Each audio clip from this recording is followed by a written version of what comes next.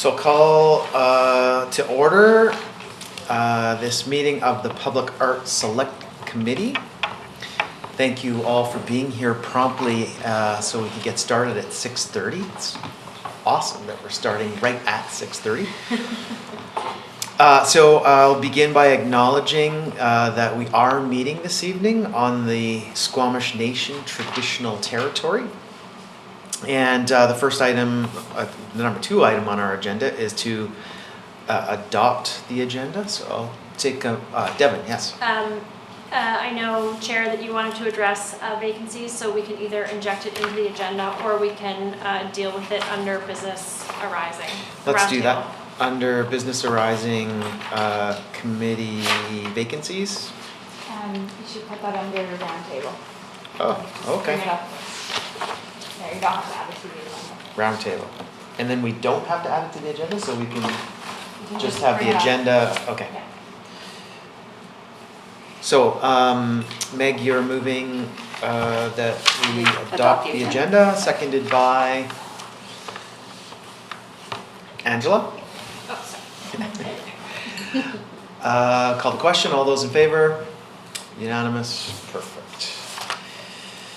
Committee minutes. So the Public Art Select Committee minutes from December the 5th. Welcome, Sydney.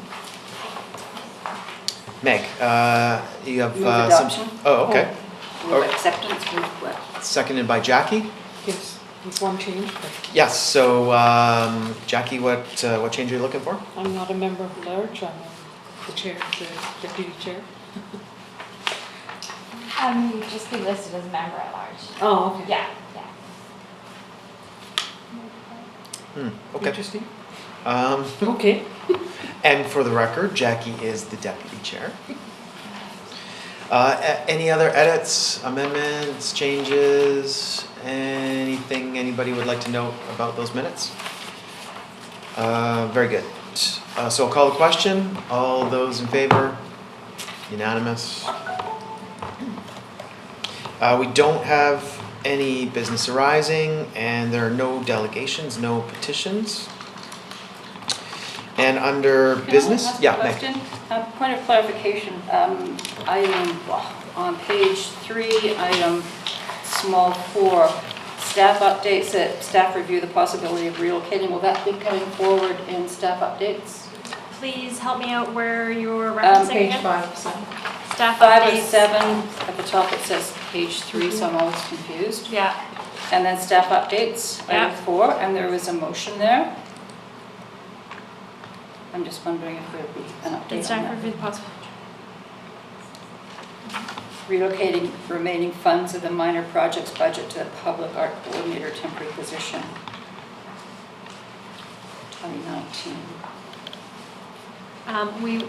Is that you rolling over the remaining budget, or was that It was a carrying question, forward? technically, is it possible to do that? And that was the question we asked. So I'm just wondering if there would be an opportunity to. Yeah, let's talk about it underneath budget, if Perfect. that's okay with Chair. Yep, absolutely. Thank you. So 5, business, and number 1 there is advisory design panel, the ADP and development projects.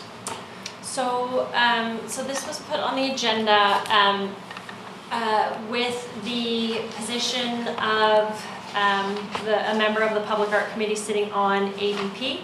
We wanted to spend some time reviewing what the ADP processes were, the role of that committee, and how the public art representative folds into that contribution, and how they report back, and really the scope and understanding of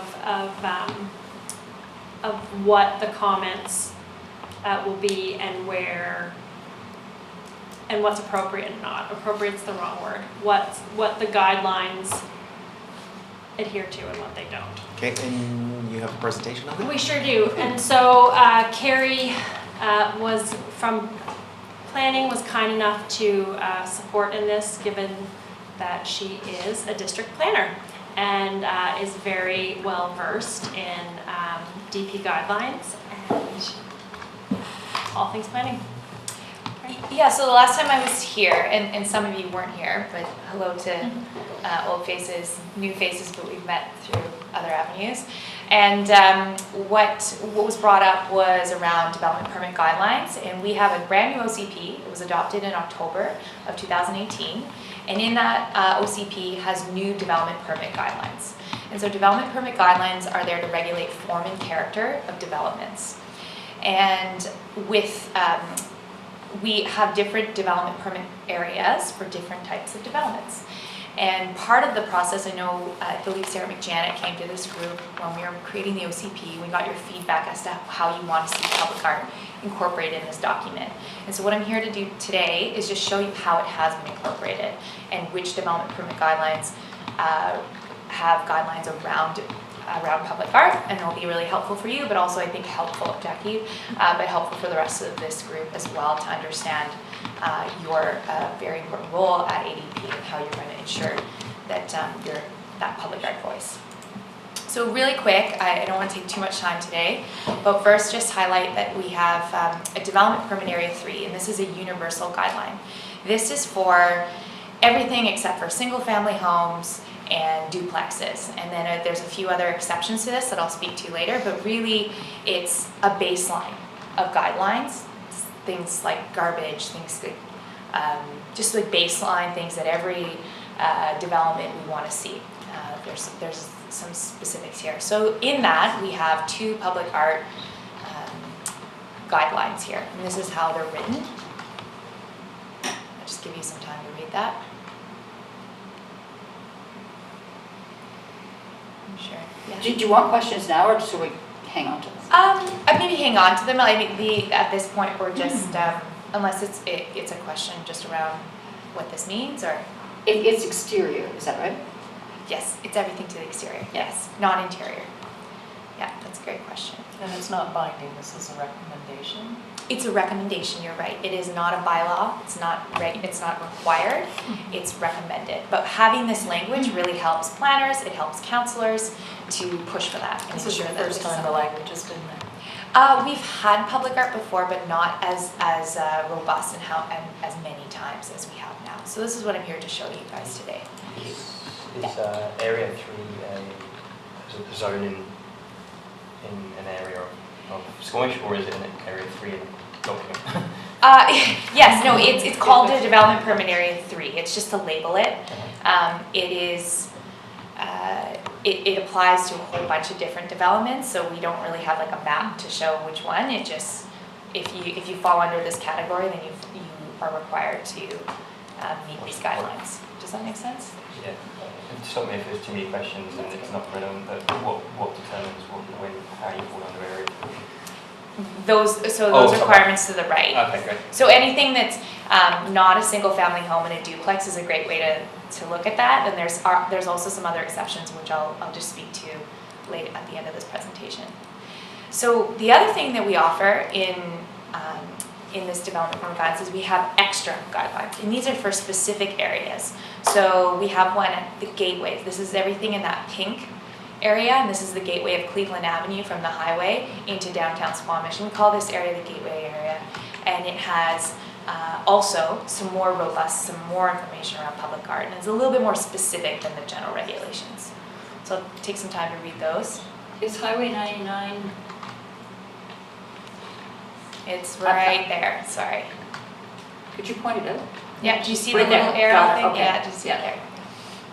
Thank you. Will we get copies of this, because it's helpful when we're making decisions on So placement of these art? were part of, we can resend them out to you. They were part of the overall links in the email that went out to public art members in August in preparation for September. So I don't know that you were on the committee yet then, I don't but recall getting this, because I haven't looked at everything, but yeah, it Yeah. would be helpful. you were provided with specific links that directed towards the sections of the OCP. Okay, thank you. I think the purpose of this as well is just to show that there's public art language in our guidelines, and that planners are looking for these things, and that Yeah. at ADP we'll be looking for these things for these particular areas. Let me get my arrow back here. All right, so we have another one called the Commercial Center, and this is everything in the orange, and this is really our downtown core. We have some more specific language. Again, those general regulations still apply, but we talk about corner plaza designs and design of mid-block connections, and then we speak to public art in those as well. And just so everyone is aware, these are still really new. They came in October, so some of the development permits that do come to council and will come to ADP have actually made application before October. So sometimes these guidelines won't apply, the old ones will, but eventually everything past October, once they made an application past October, they'll have to apply to these guidelines. There's another one, Mampcomb Line Channel. This is everything in that like teal, turquoise blue. There's another one here just for on piers and docks, adding public art as well. So the one exception that I keep speaking to is with industrial areas. So universal guidelines apply to a lot of other industrial areas. As you can see, these are all industrial, and universal guidelines will apply to it. But what we've identified here is that this is a little bit more of the heavy industrial and a little bit more of the heavy industrial that we may not need as high of guidelines for. So what we've done is not applied the universal guidelines to these, and they have their own set of guidelines. Just a step below, because we don't want to have these high requirements in order to facilitate these larger industrial uses. And what I wanted to highlight here is that there isn't a public art recommendation or a guideline in there. It doesn't, if the opportunity comes out and you want to recommend and have you consider that, but at the end of the day, council and staff and yourself at ADP won't be able to deny the project on that merit. Does that make sense? So we can still encourage.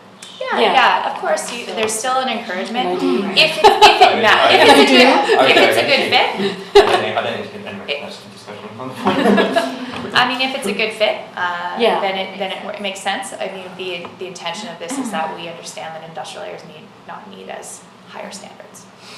Okay, so that's kind of it. Any questions for anyone? Yeah. I would love to be able to be told, for this committee to be told when the outcomes. So a project is advancing through and is about to go forward. And it would be great to know the outcomes of whether or not a developer is going forward with this or not. So that if we have 10 developments come on the books over a certain period of time, it would be good to get a sense of 3 of them going, yeah, very enthusiastic about public art or architectural features or whatever we want to consider important, and which ones aren't. I think that would be useful because these aren't binding, and apart from the fact that people have gone through trouble to make this. To shine a light on this at last. It would be nice to know statistically how successful we are with this and how much of a pain in the butt would it be to get that information from staff. Well, first of all, anecdotally, I think that our representative on the ADP could be our conduit Sure, to, that would be great. to some extent. Like, I don't expect that Jackie would be coming with a spreadsheet every meeting, but certainly that's something that you could do for us, yeah. Sure. And then more precisely, I don't know, is there a staff role there or? Well, ADP is a time to provide recommendations. So as part of your ADP update to this committee, you can say, hey, we had a project come forward. They were presenting this as public art. These are my comments that I said. That's a great update for this group. Sure. As it moves forward, once public art is proposed as part of the development, it kind of gets, once it's approved by council, it's locked, the designs are locked in. So, or if the design hasn't been established yet, but they have to provide public art, there's a covenant with it. So in terms of ensuring that this actually gets done and built, there are assurances on the development permit side to ensure Once that. that's agreed to. Yeah, and then in terms of like maybe as we move forward, there could be something where there's an annual update of, hey, these are all the developments Yeah. that offered public art. We're definitely not there yet, it takes a long time to Oh, for sure. get Yeah. these developments through, then build them, but maybe Well, 2 it's years like down the mapping road, our it'd be public quite art. relevant. Well, I've been on the Public Art Committee for almost 4 years and I have never thought of this before. So I just think that it would be useful, especially to know those projects that aren't interested and maybe why. And stuff like that, just it might be helpful. Well, just to highlight too, it is a guideline Yeah. and you Yeah, have for to, sure. the only way that council makes the ultimate decision on that, whether they waive that guideline or not. So Mhm. they should be building and developing to that guideline, and if they're not, it's really up to council whether they approve that or not. Okay, Yeah, but it's just good for us to have Yeah. this. Well, and I think that integrates with our mapping of all the public art, so we can know that there is public art nearby, or there maybe needs more in that area that sort of enhances the whole area as a whole, maybe not just specifically the one development, so. Sure, Meg. I just, I'm sorry, I just don't feel like I'm any closer in knowing what private projects have them. You know, I know some have public art, but. Duly noted. Meg? My interest is how effective are the guidelines? And how do we Yeah. test that? How do we measure that? So that's really like, we forgive certain things because of other kinds of things, and how effective are these guidelines? Or do we really need to, at some point, look at bylaws and looking at up that? And how do we tell that kind of thing? We can do it anecdotally, piecemeal. But to me, it's an interesting question, is how, well, we've made big strides, not arguing that, but how effective is this? Any thoughts on it? I do have some, just so when we go through rezonings of properties, so large rezonings, Yeah. we have policy now in this OCP that says that we should be asking for public art contributions, where it's a regulation that we would be putting in to say you need to provide 150,000 towards public art. The actual look and feel of that, you can't regulate those things. Yeah. That's really why this sits in a guideline. And in terms of, so we do have kind of some things on the other side as regulation, and we have policy to support that now. And we also have things at the development permit level, so this exterior facade, how everything looks, that says, hey, you really have to be considering public art, show us how you're applying this. Does that help? Yep, Deborah? I do also want to respectfully point out that this is like a secondary or tertiary focus of the committee, that public art is meant to focus on public art in the physical space and in those installations, and that generally is the scope of the committee, so. So we don't want to get too caught up in this. We'll keep pushing it back. Yeah. Angela? There's a dance, right? Yeah. Yes. Well, and I can talk about this in roundtable later too, but I just had the thought, and again, I'm new, so I'm not sure what's been done in the past or possibilities for the future, but in terms of the guidelines, which is great, I think it's important to have the guidelines, it's exciting that it's there at all, going forward. But as a committee, perhaps one of the things that we could try to strive for is coming up with examples, lists of artists, things like that, that we could present or give to future developers as some things that, like, if you're considering putting in some public art, here are some things that we have a vision for in our community, potentially. I don't know if it's just a thought. That may not be a good idea at all, but. It's a great thought, and I think we're going to see it in action with an upcoming item on the agenda. Sydney, did you have something too? Just one thing, is there room, or would it be an idea to, down the road, in the development showcase online, if there was a piece for public art, to have essentially the conceptual drawings for that included in the development showcase? Yeah, so development, just so everyone is aware, development showcase is when a development makes an application, we put on the application drawings, so the architectural drawings and the landscape drawings. It's an interactive map. Anyone is open to the public to see those. So once, say they go through ADP or they go through other stages, we're supposed to be updating those. So if there is any changes to public art, or as they've changed maybe through ADP or maybe throughout the process, you should be able to see that in real time before it goes to council. Yeah, so there should be access to that. Yeah. And that would be a good opportunity just to speak to what and how I think you like to receive information, is that Jackie highlights or denotes a particular application going through the process. And then, you know, particular applicants who express an interest and have drawings, those drawings come back to the Public Art Committee as an FYI. Yeah. And pretending to be Jackie, here are the comments that I provided. And then you could choose to go back onto the development showcase and look at the rest of the form and character of the development. It's just great to be, it's an awareness as much as anything else. Peter? I know you're going on from there. Looking at the name then, Sydney. Well, Devon.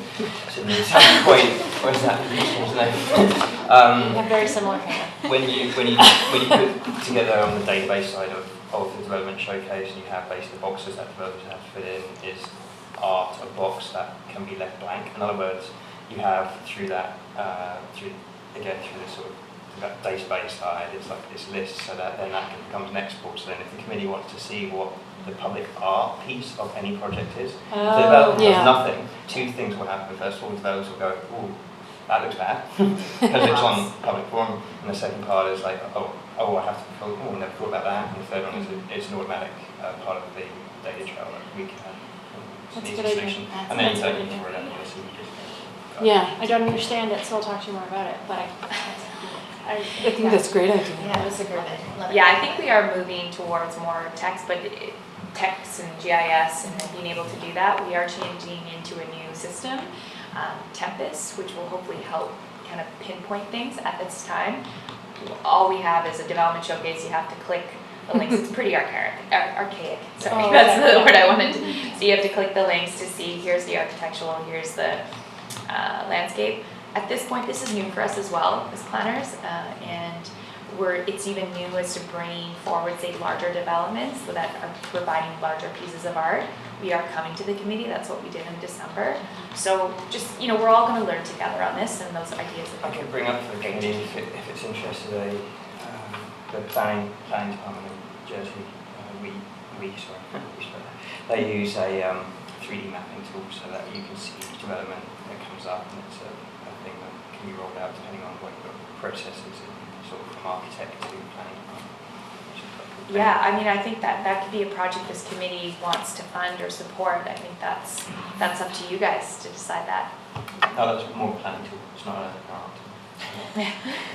I'm just taking that money Yeah. back.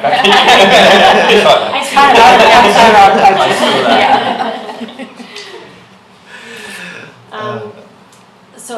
So this is why, you know, it's so important to have someone like Carrie with her knowledge in the planning, because there's all sorts of nuances that I can't speak to. Any last questions? We're good? Thank you. Thanks for being our official ally in the planning. Carrie, Yes, sorry, you Carrie, guys do you can- mind staying for just a second, because the project that came before the ADP was Oh, fairly significant. Yeah. So I may call upon you to recall some of that significance.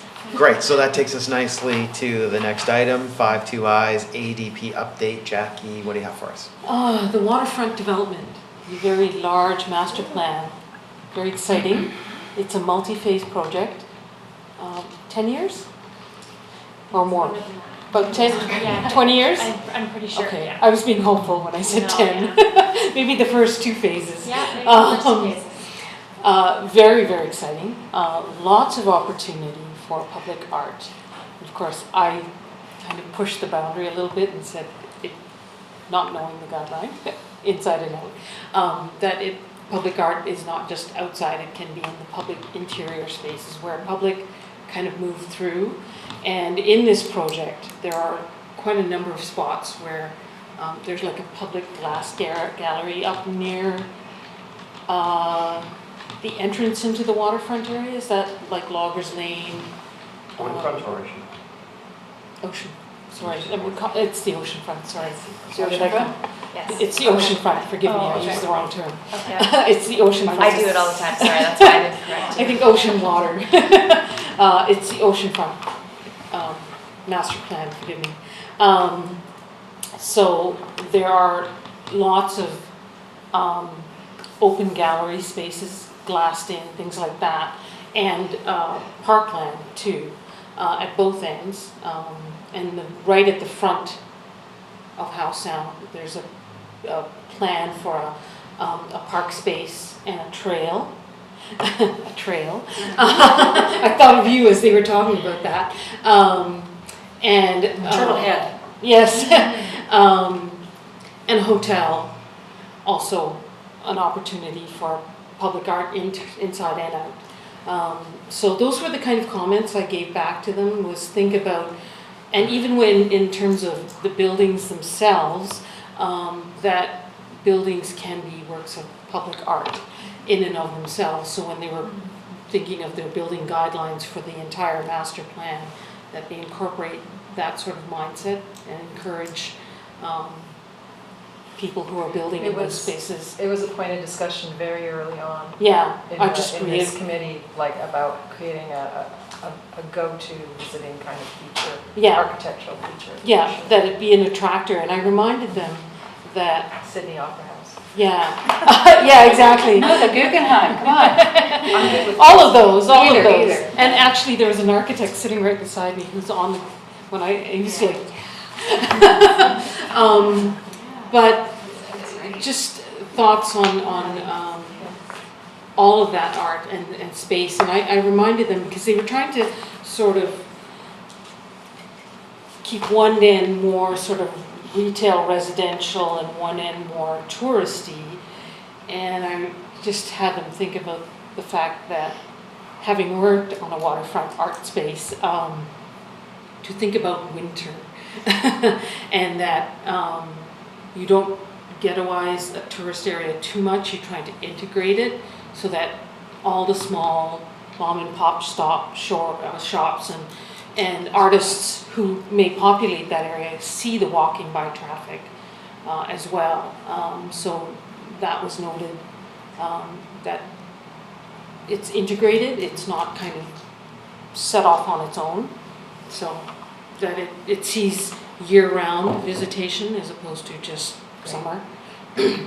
So, that's where I wanted your point, is where does the project go from that? What's the next step? And then You coming did a back. wonderful summary, and really what my understanding of that was just to bring it forward as a really preliminary review and update of that plan. Just get feedback. We're collecting feedback from internal staff right now too, so it was just to get feedback from the committee. There's a lot of phases to this. One of the ones that will be coming up is the waterfront itself and that beach and park area. And I do know that there is an allocation as part of when that land was sold. There was a certain amount of money that was dedicated to a public art feature. It's in the designs as well. And I'm sure that will be coming to this committee when they get to that stage. But it's a significant piece of art that will be positioned in that park as well. So that will be something I think you'll see sooner than later. Yeah. And the rest of it will really unfold over the next 20 years. Yeah. Waterfront landing is 10, oceanfront is 20. Ocean, yeah. Can we just get clarification for the minutes? We're talking about the ocean front? It is the oceanfront, Correct, yes. correct. Perfect. When is ground going to be broken, or are we even? For phase one? Ground is already broken. Yeah. We're quite on it. Well, yeah, no, but what's phase one? So the only thing I know is that the park won't, the park has to be built, like occupancy, like fully built before they can get occupancy on the residential units. So we won't see any residential until, it might kind of be building at the same time. Okay. You can't live there until that park is done. So the park is the next big thing that'll be coming to council. I don't know if you've seen it yet? Not yet. Seen it? So within the next month? No. 2 months, 3 months? I'm not sure about those The timelines. initial park design came out on December 4th. Am I wrong? There was a design, there's a design that's been coming out Yeah. and it's in review currently, so there's an application for it. Okay. Maybe it had around. So Yeah, that was- and there was an information open house Maybe of that's what I'm some thinking of. kind Yeah. Yeah. recently. I missed that. Mhm. want to say that was during the election period, maybe, or was shortly around that after. It was, yeah, Anyway. we were all in a different mindset. Yeah. At any rate, there's some stuff out there already on the park. Great, Jackie. Is there anything else concerning ADP? No, there was just, that was the biggest thing, that kind of took up the entire agenda, thankfully, in a way, because it was such a big project, Mhm. and there's a lot to see in that massive piece of land, or that they are putting a lot into that piece of land, so there was a lot to be considered, not only art, but I pushed the arts agenda. I'll just come to them later. The same, but you know about the art piece on the waterfront development, which is done by, I don't know if we've talked about that. That's pretty cool. There's a big piece of art. Yeah, it is. It's referred, the one that's referred to as the Land End Monument. Oh, no. I don't know the artist is doing it, but I don't know what it is or where it is. I don't know much. So the guy who did that, because you know, one of the meetings we had before, it's about alleyways. Mhm. So Ackman's Alley in Vancouver, the artist who did that thing was doing a piece on the waterfront. Is that the I one, think we're the Land's talking Is End? that waterfront or is that She didn't Land's mention End and oceanfront? I'm talking about the waterfront. So there's a- Bows of them. Yeah. Yeah, there's- so different project. Yeah. That's what I'm talking about, Okay, Why is it Land's End? Yeah. Sorry. So the piece at the tip of the ocean front, that has not gone before any kind of RFP or anything like that for call for public art? I'm not aware. No, And I'm sure, and I believe Just that for it's written in clarification. that it has to be. between waterfront and ocean front. yeah. Just change the name. Okay, great. Thank you, Carrie. Thank you very Thanks much. for having me again, guys. Yeah, thank you. Have a great evening. Thank you. So next up is 5 and 3 Eyes 2019 Public Art Planning. And we've got 3 bullets there: Truth and Reconciliation, Stan Clark Park, Mosaic, and then other projects. Devin, do you want to? Yeah, we put this on the agenda because through you, Chair, I believe you felt like there was more conversation to be had regarding the existing call to artists that have expired but that are still relevant with regards to the Truth and Reconciliation Project. And under the umbrella of 2019 planning, I heard some good feedback watching the December meeting, that there might be an appetite for, some standing annual competitions, and that it might be a good way to kind of delineate funding, or at least give the committee a little bit more structure in terms of their planning goals moving forward. So I just under annual competition, I've seen some trends just develop over the last couple of years in terms of granting opportunities that typically go out. And one, we see a couple of student groups come to us every year. We see some mural projects come to us every year. And another thing that the committee has worked on is the creative crosswalk notion that is typically gone out under the Mayor for a Day contest. It doesn't need to be associated with the Mayor for a Day contest, certainly, but in terms of a budget perspective, it helps because we funnel it through another account. Yeah. So I wanted to get a little bit more direction on your thoughts and feelings on 2019 planning and going from there. And let's start with Truth and Reconciliation. Yes. Because it is at the top of the list. Jackie and I had a great meeting a couple of days ago, and one of the things that we had on our agenda for that meeting was for the two of us to get aligned on where we're at with the Truth and Reconciliation project that you're all familiar with and I came into. And just give me 2 seconds. Sure. We came out of that meeting, my question to Jackie was, are we committed to pursuing this, or is this a dead horse that we should let go? And we both agreed that it was something that we'd like to pursue. And we want to bring that question now to this group to see if we're aligned with the thoughts at this table. Catherine? One question, are we still talking about 2 projects? Because it was 2 projects. Well, I think that's a conversation. Okay, And because one project went forward and we didn't get any applicants and then it just petered out, right? Unless, because I did miss a few meetings, but it did peter out. We never Pursued it. we never published the second one Okay, once we understood that that was we were not last summer, getting. Yeah. basically. Last spring, last summer.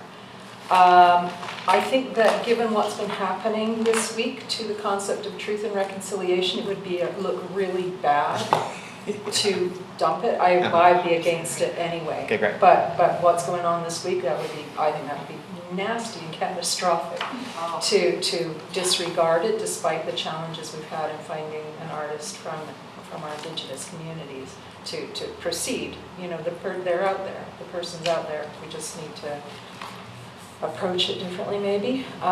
You know, because it was 2 points, right? So one was Indigenous projects for Indigenous artists making a truth and reconciliation project with an educational component.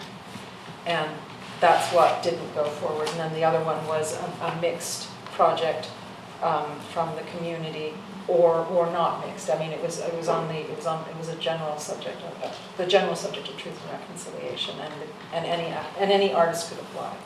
And that's the one that was shelved. So that's, you know, that the appetite a year ago for this was enormous, and so much so that Suecia, who was still on the committee as I understand it, burst into tears. And I would really like to see this go forward. Good. Angela? I too 100% agree that Okay, good. this project needs to continue. I just think, again, being new to the situation, that I feel like I don't know how we better reach out to the community. I don't know if any members in the artistic community of our local Indigenous culture has been invited to one of our meetings, or if there's some way that we can. I feel like I don't know how much.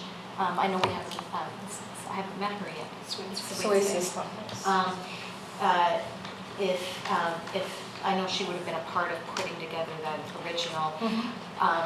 Have we talked to any local Squamish Nation artists about whether or not that's a project, like the terms of the project, in terms of, I don't know. We made a presentation to the elders Okay. about it, and we did not have a gathering of artists per se. Okay. Some of the people present, I think, were probably artists on that day. And how long ago was that?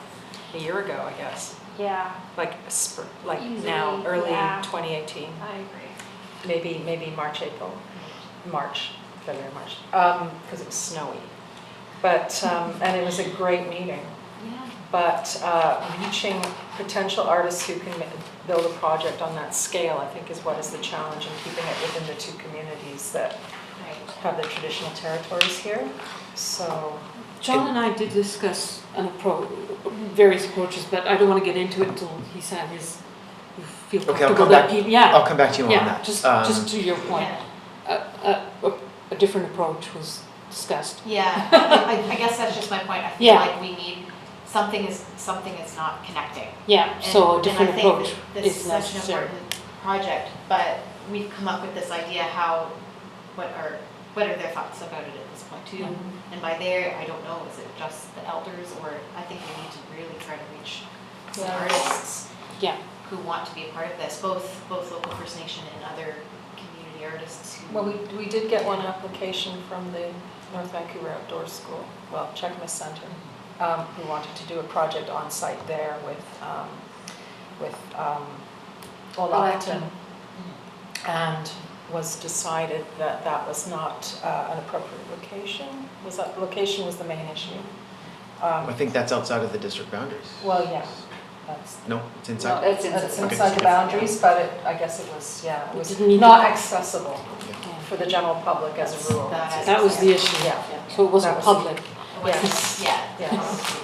And they have a strong relationship with the Lockton, having done a piece for them already. So, just, I'm hearing two voices and then me and Jackie. Is there anybody who's feeling the opposite side of the scale and this is a dead horse we need to let go? Because if that voice is at this table, I'd like to hear it. Yeah, and do you feel like you have enough information about the amount of money available and things like that? That would be useful. Devin, and what, Meg, are you contemplate while Devin speaks? Digest. I feel that part of the intention of having the dual stream was that it was contingent on external funding. And I'm not sure that the resources right now around the table are available to source out between 80 grand to support the two competitions that have been drafted. So I would suggest that maybe I will email out the committee the two competitions, and that we can maybe digest a little bit the value associated with each of those competitions, and bring it back to next meeting to assign values to those competitions and or tweak the scope of each of those competitions. Okay, I appreciate that. Thank you. That'd be great. Did we, oh, sorry, Meg, you're next. I just, one of the things about Truth and Reconciliation is that we need to take some time and figure out how best to work with Squamish Nation particularly, because they're immediately in our community. And that's not a slam dunk, and we just say, we've got this project, come to our table, and Bill will do it, and then we'll reconcile. It's not going to work that way. No. And so with the two projects, I think it's a good idea that we've got it that way, but I'm worried that we'll go with the second project and say, well, we've done that, and we'll abandon the first one, which was really in response to the elders saying, if there's something that we can do that would help local Indigenous artists in this valley, in this community, undefined, then please, that would be welcome. So I think in some ways the second project, even though it's larger money-wise, would be easier to get people coming in, but maybe it's not going to do the job that we want in terms of reconciliation, which is really what we're trying to get at here. Okay. That's my 2 cents. I do support going forward with it. Reviewing them is definitely going to help me figure out if it's one or the two. Instinctively, I think one. But did we provide, I can't remember if we provided a location to them, because that can sometimes help The the vision. if I'm recalling correctly, it was going to be in the downtown area, and the competition was written that it was to be focused on some piece of public land in the downtown area. And that was, the intent was twofold. One, so that it provided the most amount of traffic and the most amount of public access, and as well as to not hinder any artist application, so that they could feel that they had, control's the wrong word, so that they felt that they had input or fluidity to creating a piece that worked for a specific type of environment, which was what the proposal asked for. I just wonder about that, because I think having a location can sometimes help with the vision too. Or even providing a few. We have this area, and that area. Then you can visualize what you want to create. You can see the size that you have available. It may just help. Yeah, it's two very different philosophies. Yeah. So I propose we pick this conversation up at our next meeting once we've all had a chance to review and wrap our heads around. Peter and then Catherine. So can you just repeat what you said, because then I can wait until next time. So, what did you just? Well, Oh, this conversation. This Sorry, conversation this of- conversation. Okay, yeah, right. do we choose a location Right, yeah, for yeah. the artist, So- or do we keep it flexible? So to go on from that, but to sort of echo Meg's thing, and so excuse me being English as an import who's got a German background, so just talking about this, it's like, Diversity, I feel like bring it everybody- on. Yes, your point is. So my point is to be a question, and you guys being Canadians probably have a better answer to this. Treating reconciliation to me is about a nation's hurt, and it's about a conversation. If you read and listen to any MD who has been older than that, they don't care about compensation or anything like that. They just want to hear, they want their story told, and they want people to hear. And so I'm wondering if we're actually getting caught up too much, whether it's one project, two project, or location, rather that the design for this project is actually about conversation and bring it together. So rather than, for example, having a competition that's for one artist, one piece, that we design a collaborative piece that we brings many people together. That's We what. keep That was going certainly back to part the of it. approach, don't we? And so That that's was what a it collaboration then piece. I'm That not was sure. discussed a year ago too. I mean, it's in the, So so my point is, I'm wondering if you're focusing too much on the nuts and bolts rather than be like, okay, what's this actually about? And me as the new chair, I'm completely open to what we created as. And again, I think we could carry that conversation on next month as we get more into the specifics of how we want to move ahead as this committee with our 2019 direction. Catherine? I just, it was something that bothered me a year ago and I never brought it up, or it was sort of niggling at me, and it still is, which was we've limited this to our 2 territorial communities. And I wondered how many artists were, from those communities, were prepared and had experience in building something on a monumental scale. So Wallachton totally does, right? But and I know plenty of great monumental scale artists, First Nations artists from other communities who cannot apply. So that was one of the questions that, or one of the things I didn't know. So I was like, okay, well, let's see who applies, and then I'll learn about new artists I don't know about. Right. And so that's something that still niggles at me. If there's like 3 people who could take on a project like this, then we have to reach those 3 people, or we have to talk about it. Yep. One of my to-dos out of the last meeting was to get back in communication with Patricia Heinzman. I did that, and she and I spoke specifically about this. And one of her key takeaways for me out of that conversation was that it was clear to her that the process that got created for this project did not work for the artist audience out there. Yeah. And so for us, in breathing new life into this, we are not well advised to try and do that same thing over again. And Patricia's suggestion to me was that this committee, in whatever it looks like, goes directly out to artists that we have identified at this table, Right. who we know, just like you say, have the scope, skill, talent, capabilities to fulfill on the vision that has been created by this committee that fulfills what were the objective that was set out originally. Meg? 2 thoughts. I want to pick up something from here.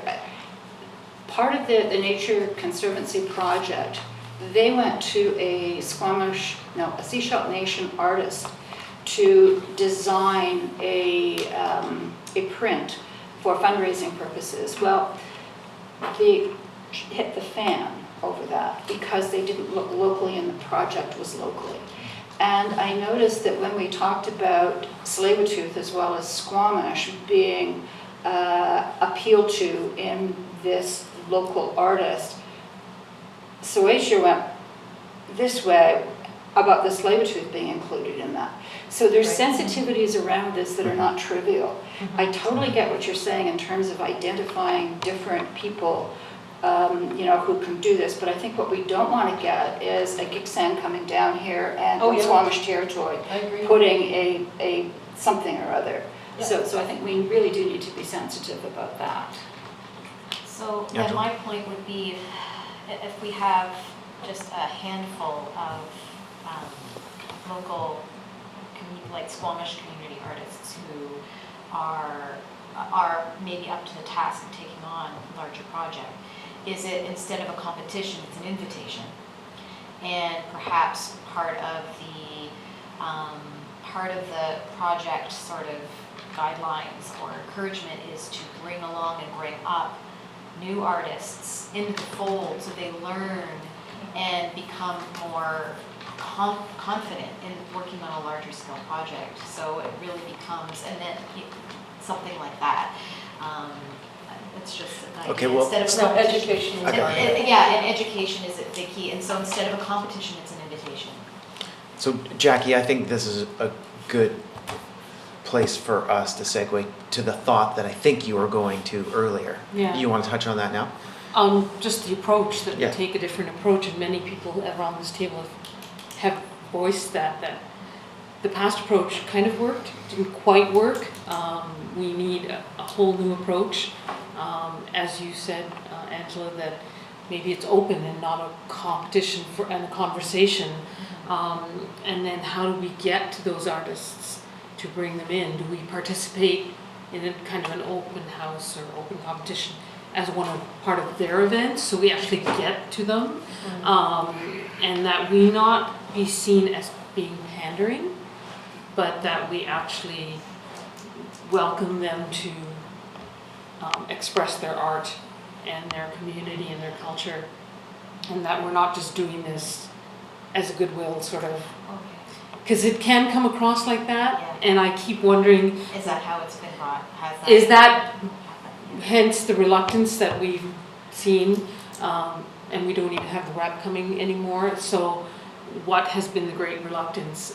Is it because our approach has not been quite, it's been a very Western approach, shall I say, and not one that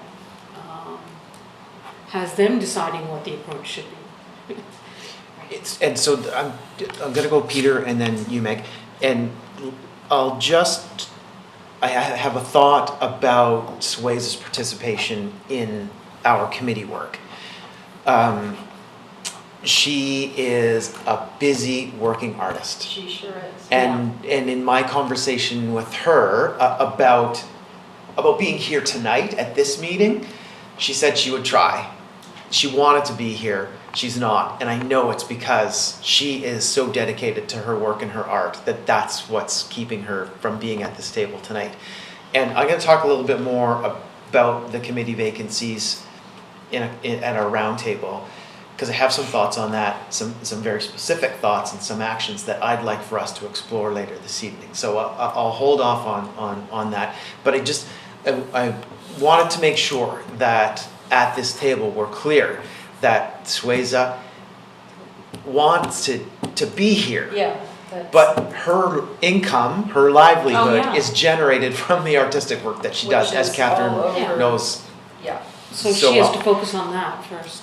So I'll circle back to that in a couple of minutes when we get to that part of the agenda. Peter? Well, it's great because what I was going to talk about is brought up. So my question was, you just said, oh, we're thinking about a different approach. Did you come up with an idea, or is it just a commentary on where we are right now? You know, I think with what Jackie and I talked about and covered, most of it we've Yeah. heard here at this table. So this was my point then to that is both your conversation explained with Paddy and what you were just talking about a minute ago, were looking at solutions. And with me, when I look at business with problems, you go, what is the barrier to entry? And I think that's the most fundamental thing. When I have friends who do the same job of trying to get an artist to commit, here's free money, do the art, and they say to me the biggest problem is actually the artist actually finding the time, and this is what I was going to ask you, what your experience was with artists, because you do lots of application as well for funding, and this will go maybe to the roundtable discussion, because I was thinking, how can we cut down on staff time? How can we make things more efficient? How do we get the notes done all really quickly? And it comes to this point as well, that if we had somebody who did all the legwork for the artists, the example this evening, that, yeah, an artist would go, like, that's great, and this is the feedback I got from other sort of art projects, is that the artists can get really excited, fantastic, yes, I'll do that, I want to apply for it, and then you can give your input, but it just doesn't happen because they don't have the time.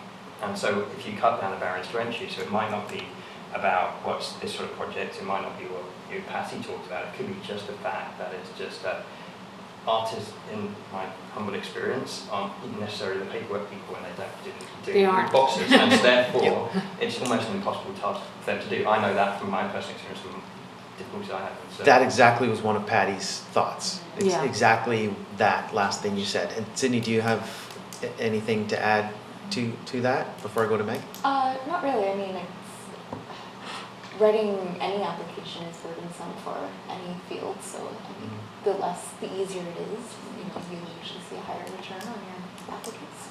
So streamlining that would Yeah, be but better, yeah. it just depends what, on the other side, the committee or the adjudicating branch, whoever's managing that process, expects when you're talking about a $25,000 project, Yes, you expect some, some level of. yeah, But it just depends. Accountability. Yeah, it just We depends. should talk Still about, be accountability, yeah. we But can not- talk about previous large-scale projects and the sort of applicants that we had and the challenges of the applications, for sure, at some point. And I think that discussion comes down to maybe the next meeting when we go through these and what the new approach or a different approach might look like, this all might come together. Great. Go I ahead. just Meg. want to go back to Squamish Nation. First of all, there's huge demands on their time, just all over, because Truth and Reconciliation is the flavor of the month, right? The other thing that worries me is if we actually go and look for specific artists, that we make sure that we cover all the families. yeah. Because that's something that's so easy to overlook and to miss. And that's part of reconciliation, is understanding the traditional structure, you know, of that community. And it's not a trivial thing that I know certain people, but I know there are other families as well who have artists. So when we look at that, we really do have to address that. And that's what I meant by a different approach, is including their perspective and how they structure their families and their cultural structure. And how we Yeah. actually access that Yeah, information is going to be a exactly. challenge, given that they're overloaded in terms of everybody's asking. Yeah. Of course. You know. So how do you think it went last year when we spoke to the elders? Because Suecia sorted that out for us. She did. I think going to the elders and talking to them, and maybe even doing it again and talking to them and saying, look, you know, we know that there's artists in many different families. We don't want to just have only one family. Help us contact people. Okay. Because I honestly don't know, because this is part of reconciliation. How do Yes, we that's true. learn? You know, how do they organize? How do they communicate? How do we actually work together? And I don't know. If we do that again, I would recommend having our what we want sent as bullet points a good week or two in advance, so that it can circulate, hopefully, and that people can come to the meeting with thoughts about it. To us, circulate to us? No, to the elders, to the community. Do they work that way? Well, we ask, how would this work for you? Because what we did was we descended on their lunchtime, right? Yeah. And we basically talked at them, and then we tried to do roundtables Yeah. for comments, and that had some success. Well, it was an And- introduction, right? But it was For only sure, an introduction. but we never did anything after that. Yeah. So So there could be whatever's best, an opportunity Approach. for us to To ask. request yeah. to meet with the elders again, come to them and say, hey, the last time we spoke, we got a great deal out of it. We tried this thing and it didn't work. So And we're here now For a to better- get your wisdom Yeah. on what's the ideal way for us to move forward and actually produce a result this time. I like your idea though of maybe just before we have that meeting. Yeah. Is giving them a few, here's some things Yeah. that we did and it didn't work. History. So that they have some prepare, Yeah. just prepare How- some thoughts before we what get that. we How can meeting we set up. get, overcome those barriers? Yeah. The Because, barrier to entry. just to add a little information, it was their weekly luncheon gathering at Totem Hall, and there are people who facilitate that, and so they would probably do well in helping us at least better prepare, right?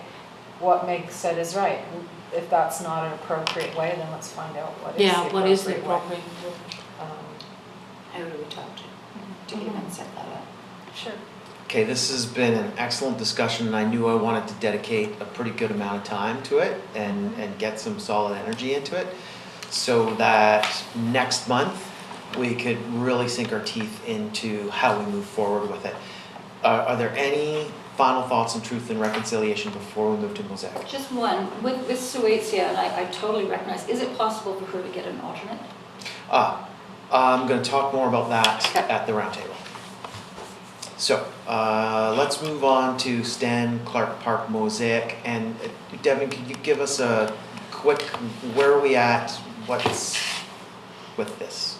Yeah, so as many of you around the table know, we removed the center portion of the mosaic last year, and we will be going into 2019. It was always a plan to restore what I refer to as the wings of the mosaic through a professional mosaicist. And then what needs to come back on the agenda, public art agenda, is the recommendation from planner Elaine Naseby on what to do with the a number of pieces were salvaged as whole that came out of the center portion, and I believe there's about 6 or 7 of those. And the idea was to have them placed around Stan Clark Park. And so we're waiting on the planner to make a recommendation on where is that and bring that back to the committee. To this committee. Correct. So we're awaiting Elaine's thoughts on location. Exactly. So that is a 2019 project for the public. Okay, Meg, you, yeah. Yeah, just to kind of follow up on that, my hope was that we've got one piece that was done when the Mosaic project was done originally there that actually explains a little bit about who did it and what did it. Okay. My hope was that we would have a similar kind of thing about why and what and when this change has been. The plaque. The plaque, and perhaps, and maybe I'm wrong, but perhaps the pieces that were taken out of it could be part of that presentation rather than scattered around. I don't know. Because they actually came out of that central location, and it might be nice to kind of honor those with a little bit of a story of why and what went on. I will bring that back to Elaine, and we'll have, the Public Art Committee will have an opportunity to comment back on her design. There may be another brilliant way of doing it too. Yeah, absolutely.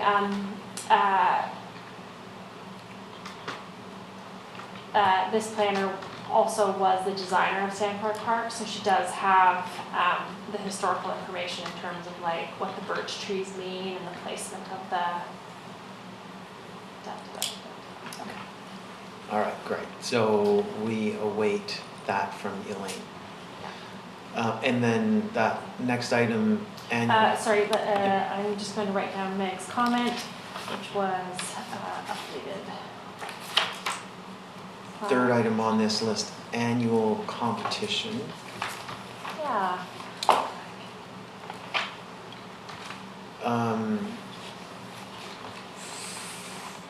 We certainly had some interest in this last month and some good discussion around it. And I'm glad to see it coming back to us as something that we can plan into for 2019.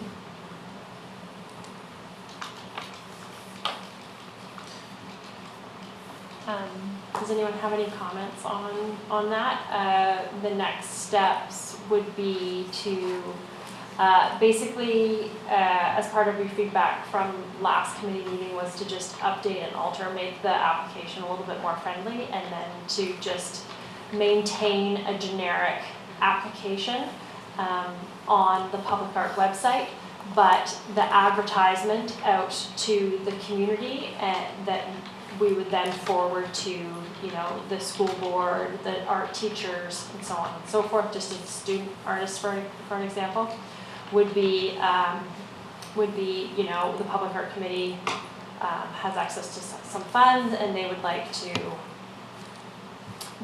earmark $2,000 of that to go towards a student project. Rolling intake for applications are this date of every month, so on and so forth.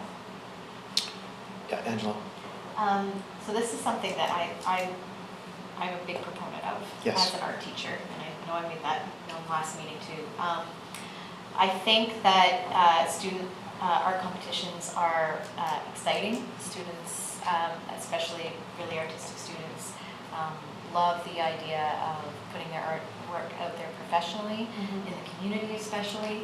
I think this would tie in really, I just see some really interesting tie-ins with the mural festival that seems to be a new thing that's going on in Squamish. Not seems to be, is a thing that's going on. It's wonderful.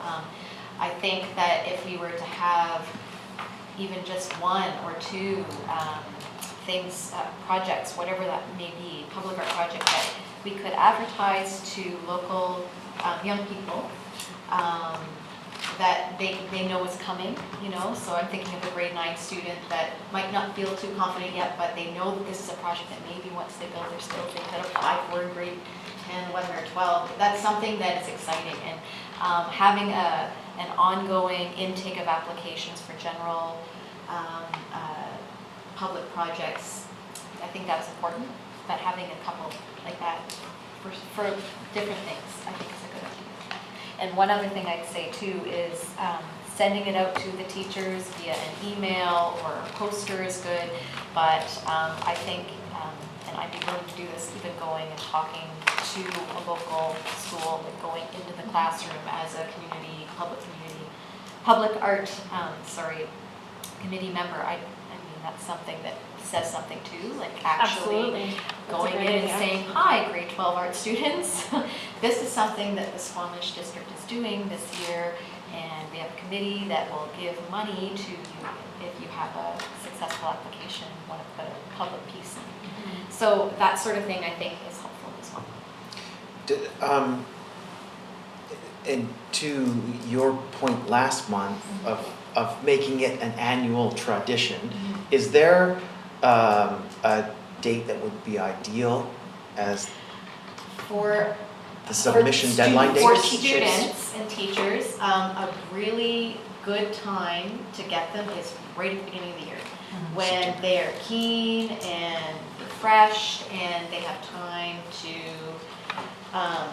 put something out. So Like September 30th? September, like when get them they've been in there for a month? Right, they've been in there for a month or even a couple of weeks, go in and give them this and give some time to come up with something, plan something, and then maybe, I guess we'd have to think about how we roll it out in terms I was just gonna of say, money well, also, and the financial, like the fiscal. Yeah, the budget Yeah, part of but it. But also the timing, because if we let them know they need a certain amount of time to put a proposal together, to think that through, how much time do they need? If we went in right at the beginning of the get-go, which is chaos, the beginning, like it is, September, it's always busy. then a proposal by the end of September, does that make sense? No, not necessarily, no, I'm thinking more a proposal in October. And then we adjudicate it, and then they can put it in sometime, like, school years go, we are in April. 2018, 2019 school year. Yeah. So you'd have to think, apply, decisions, and then it's installed, put together, whatever, in The the spring. spring of the following year, calendar year. So that's kind of how I would envision it. Another idea is, and this could be an interesting public thing potentially, is they have, this is a film thing, but in Mulgrave School in West Bend, they do Zoom, which is a much shorter sort of competition, but it's a film competition where the students are given props and ideas, and they have a certain amount of time to put the film together and install it. We could even do something similar along those lines. There's lots of different things you could do. But in terms of a longer sort of timeline, September, give them that chance, put it together, and then they could install it in the spring, likely. In working with schools on another youth project, Yeah. I almost found that introducing it to the school and the principal and sort of the executive committee who decides curriculum and how the year rolls out is the previous May and June when they're planning Yes, for the next year. yes. Instead of coming in at them in September, whatever time in September, because it's always chaos. So Yeah. coming at them in May and June of the previous, sort of just before the summer, they're in planning mode and they're planning the curriculum and planning everything for the next year. So that's usually when they like to receive those kinds of things, so they can sort of have a broad thought and calm in their mind to focus and say, yes, this fits with what we're doing at X time, and we can work this into the rest of the curriculum. Or not. Totally. If it needs to Yeah. be a separate piece, we can have to set aside time for it. But it gives them that chance to think and breathe their way through it. Yeah, and I think if this is something we decide we want to go forward with and start some sort of an annual competition for our local youth for putting in a public art piece, I think we should consult with local art teachers like sooner than later Yeah. to get their input, get their thoughts about things like timing and so on. And yeah, for sure, administration and even talking to the local school district as Yes. well, and letting them know this is something we'd like to do, and getting their input on timing too, I think is important, for sure. Angela, have you met Natalie Bozovart? I have not. Oh, yeah. I have not. Oh. No, because I teach down in West Van, right? Mm. Yeah, so I have not, but And I don't know any of the art teachers at Don Ross. yeah, but I'm happy to make my introductions. Yay. I'm happy to What might be go really useful to is reach out. actually just having a proposal Mhm. that what we're proposing doing, like meeting school board, whatever, what to do, that we're planning on doing this and doing that in May or June, that September, okay, then the presentations to the school, then an October intake for installation by blah, blah, blah. Mhm. And if we've got that drafted out, then maybe at that point we could take that to various teachers, school board, however, and say, okay, we're thinking of this, feedback please, does it work? We need to tweak times, that kind of stuff. So- I'm happy to draft Could- something yeah. like that up. Yeah, For our next meeting. for the next meeting. And then Yeah. we could give you direction to take that out Yeah. into the schools? Yeah, Yeah? for sure. Does that yeah. work with staff? Yeah.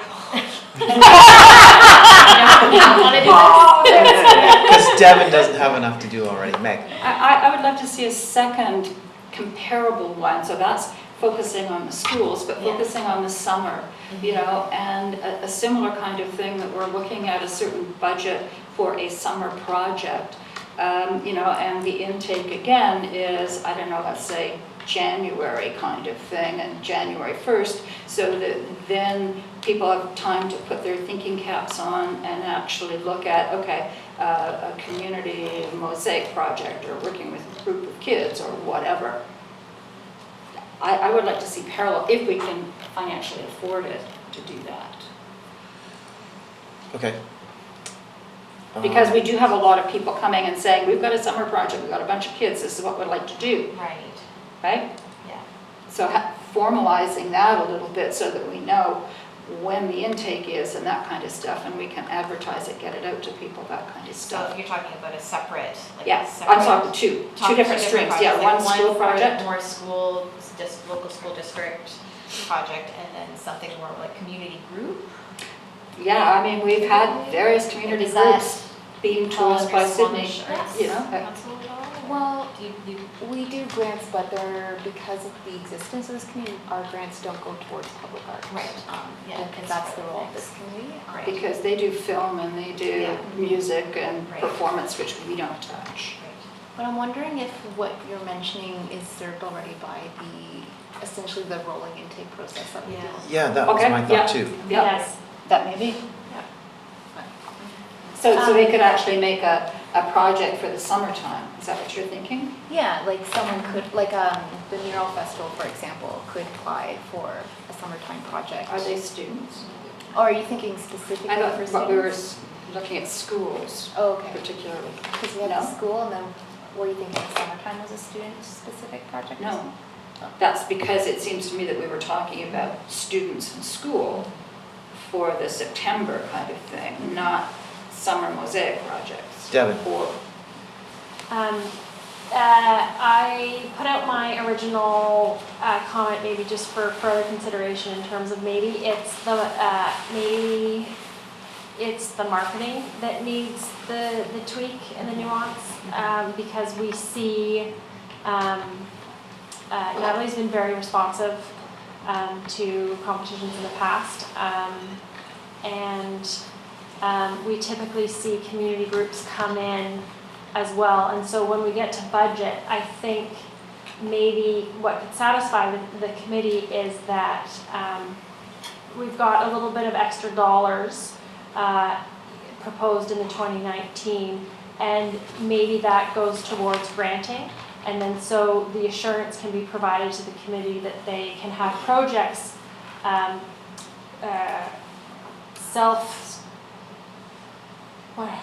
looking for my words here. Competitive projects as well as granting projects, and the two can run, they're not in competition with one another. I'm seeing lots of blank No. faces, so maybe I lost you, but Yeah, you want two streams open, one somebody who's going to enter a contest, another one where we just want some money, how do we get? exactly. Yeah, okay. And that's So pretty much how we are. not to put a lid on your creative thinking, but am I hearing, yeah, student project, we're supportive of that, and then a second competition is maybe a little more than we want to take on at this point because we have the rolling intake situation I'm as just an alternative. suggesting the marketing or the communication is like, hey students, hey special interest groups, hey multi-faith organizations, like flashy, remember the Public Art Committee has some dedicated dollars towards, making your art dreams happen. Yeah, so just get the attention of people who potentially would be applying to use our funds. You're not like Anna? that. I think one of the things in getting the attention of people is the definition of an artist. Like, I think people feel, well, I'm not an artist, I don't get paid for my art, so people don't put in applications. I think if we They don't put think they're out there professional. Yeah, that, you could be an amateur artist, you can just be someone who has an idea and come to us with your idea and how you're gonna present that idea to the public. And I think that's, immediately I think you need to be an artist to apply here, like a paid working artist. And we need to Or a little dispel broader than that. that, yeah, We yeah. need to dispel that in the community. Peter, I was just about to say, I don't know if this is a roundtable discussion, so I don't know if we're going over these points Go because ahead. my question. Oh no, I'm saying whether we're talking about now more roundtable, so I was going to go back to the barrier of entry question. Yes, And that's so one of the that's what I was barriers. going to bring up later, so I was going to say Just- with our roundtable, whether it's this one or in a future meeting, we'd bring up some of your points and your points to say, okay, what is the approach? Because it sounds like my very limited short experience here that getting to applies, says the challenge and it goes, why? Not we should do this, we should do that. It's like, why? What is the reasons? And then that goes. yeah. Makes no sense. Angela? And something just to tag along on that, is potentially, and maybe this is something that's been done in the past, but if it hasn't, it might be something to think about, to do a sort of, I know we have these meetings and anyone's welcome to come to them, but to do some sort of maybe little workshop or presentation or something like that at the library in the future, to just invite anyone to sort of, they understand what we are and what we do, but also to dispel the myth that, you can apply for these things and here's some potential project examples that other communities have done or whatever. I'm not sure if that even is something we could do, but just to make it a little bit less, as you say, to remove the barrier a little bit more. and while at the same time still keeping the integrity and the quality of the art coming in is important as well. So there's a balance there too. Yeah. I like your thinking. And maybe not necessarily something that we action right now. Deborah? Yeah, no, somewhere down the line. Yeah. I'm not saying it has to happen Yeah, this year. even. Well, we could do something relatively simply is put examples of successful applicants and the outcomes of their artwork Yeah. on the webpage with the application, and then it becomes That's where you have the great really program. obvious in Yeah. terms of like, Yeah. we're left, we're right, we're up, we're down, come one, come all. Yeah. Meg? I'm just wondering with the rolling intake plus the other intake, can we call it schools, just for the, Well, I would call it a youth competition, youth public art competition. okay, but I'm just wondering, are we going to say there's going to be a specific amount of money for that? Or is that going to be, how do we manage our That's- budget? that's is what I really was- and the rolling, because the rolling budget has always been a question, because it's just who's first through the door, and we say, oh, this is great, somebody else comes through the door a little bit later, and we don't have money for it. So, Well, then that's part of the, like, get in there soon. You know, like, if we have some money set aside, my guess would be you should have some money set aside annually for this one particular competition or any particular, And an up to. and then up to a certain amount. So maybe it's in between this and a this, like, so maybe it's between $2,000 and $5,000, depending on your project, materials, and scope, the range. of so scope of we the project. actually have between $2,000 and $5,000 To set for aside the for the schools student. or the youth Yeah, the youth project? one, youth project, and then the And rest of then- the money would be rolling.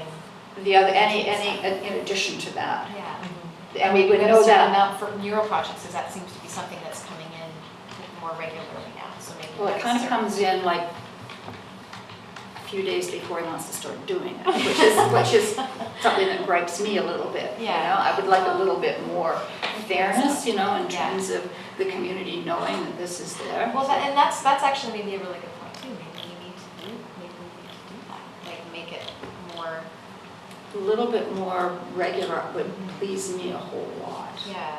You know, just Like that right people now, know. it's with a rolling intake, and I think there's some wonderful flexibility about that, that's, I think it's important, right? Mhm. But at the same time, I just know for myself, if I'm an artist and I know I am an artist, I have, like, this gallery wants my work, I gotta get it done. You know, there's a deadline, like if you have a grant application, there's a deadline.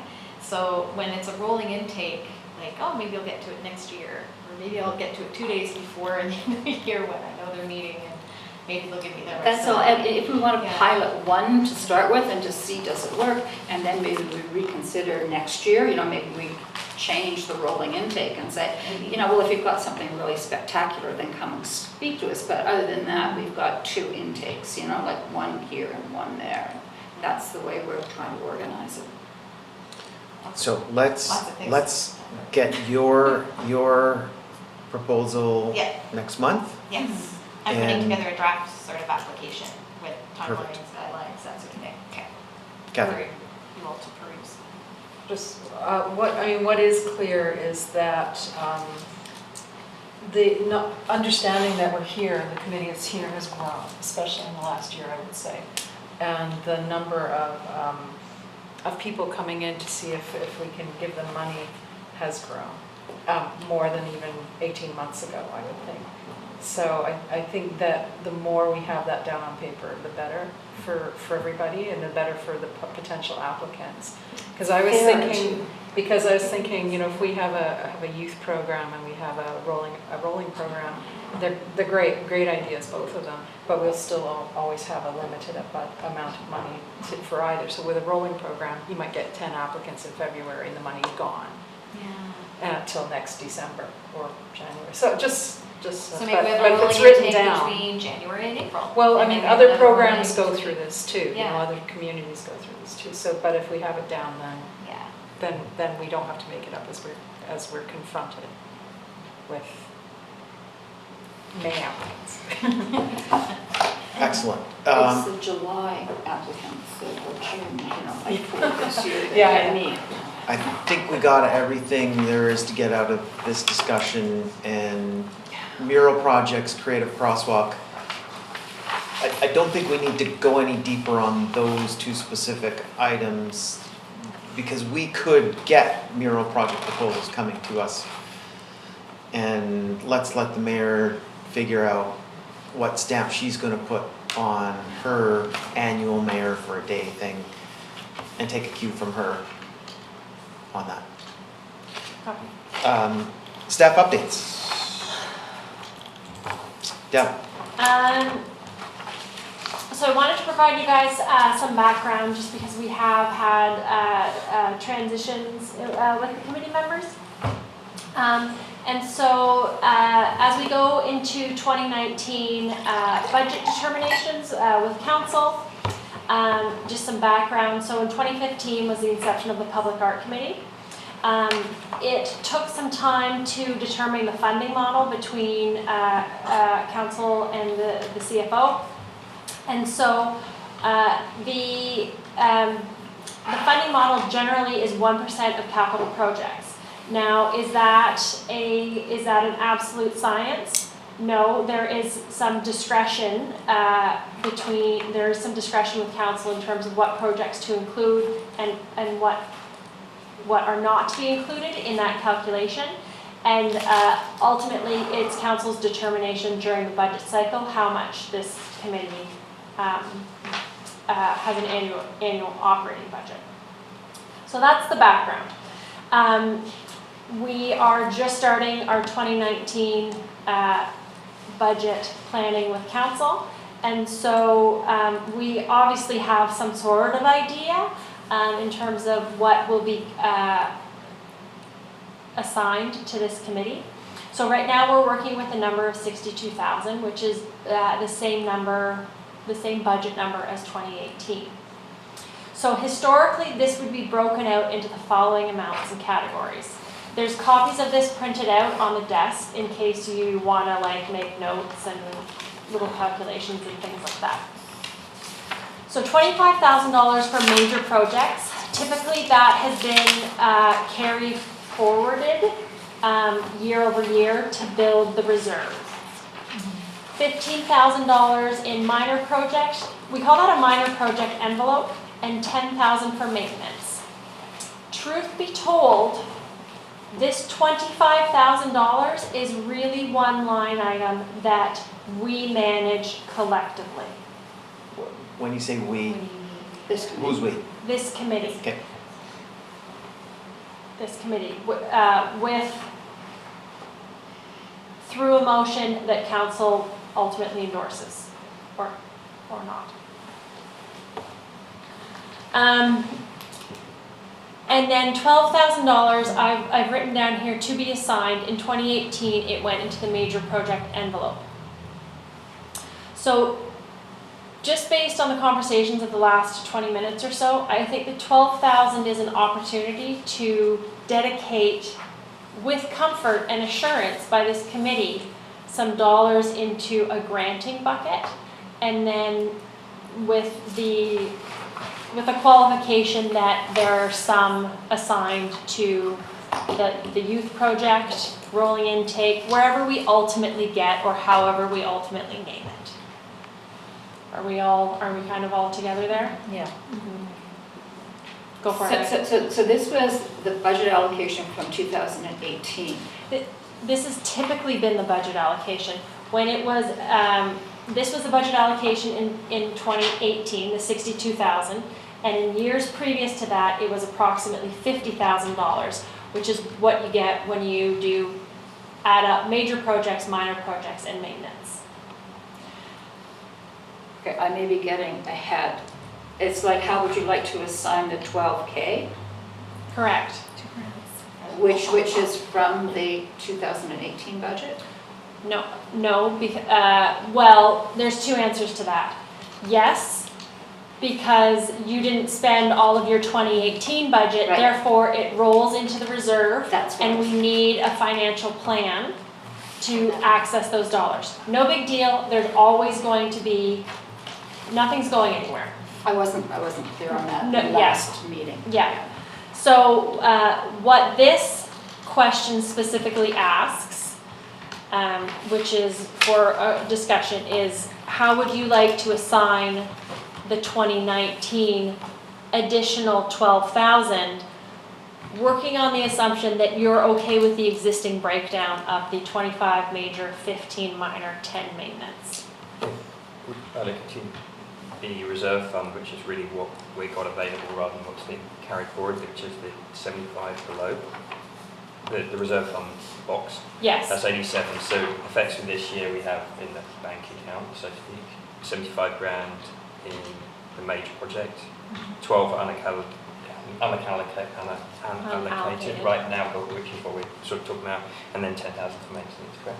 Give or take, and that's why I say give or take, you know, a couple of thousand. I've got a different proposal.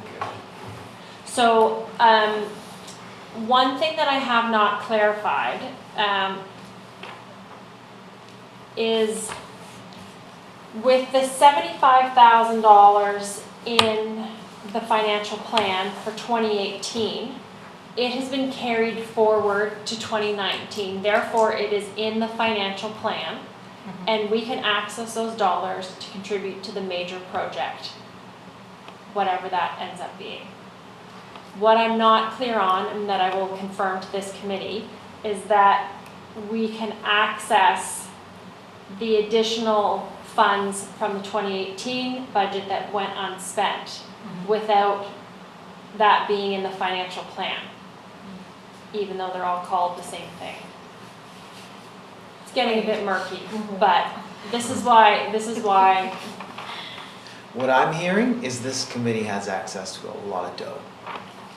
Well, it depends on some. Question. Gosh, where is it? Oh, did we get a grant for the major project? no. We didn't get any grant, No. okay, right.